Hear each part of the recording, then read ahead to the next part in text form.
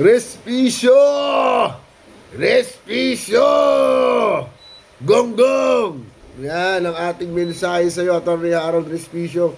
Hindi ko maintindihan kung ikaw ba ay nagtatrabaho pa bilang Vice Mayor ng Reyna Mercedes dahil halos wala ka na yata dun sa lugar ninyo. Palagi ka nasa Davao, palagi kang kasama ng mga Duterte, palagi kang sigaw ng sigaw. Ito ang latest video mo, mga boses, panoorin nyo, ha? Matibag!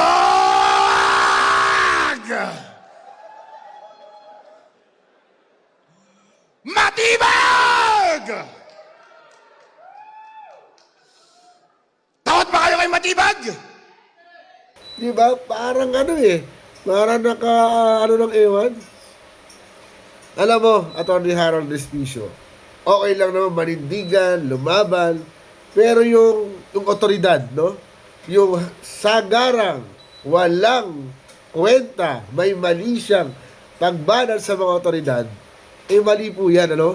I mean, hindi naman ano yan eh, hindi naman mali yung ginagawa nila kasi talagang kayo, may mga kasalanan kayo, nag-i-incite kayo na mag-rebellion ng Pilipinas, nag-i-incite kayo na huwag sundin ang batas, eh kayo naman, walang valid reason, walang ebidensya na wala kayong kasalanan.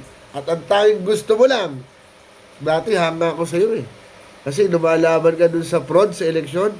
Pero ngayon, hindi ko na maintindihan kung saan napunta ang utak mo, Atty. Harold Respicio. Kaya, Respicio!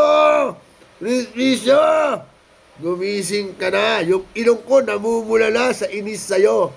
Ano masasabi na dito, mga kaboses? Ano yun?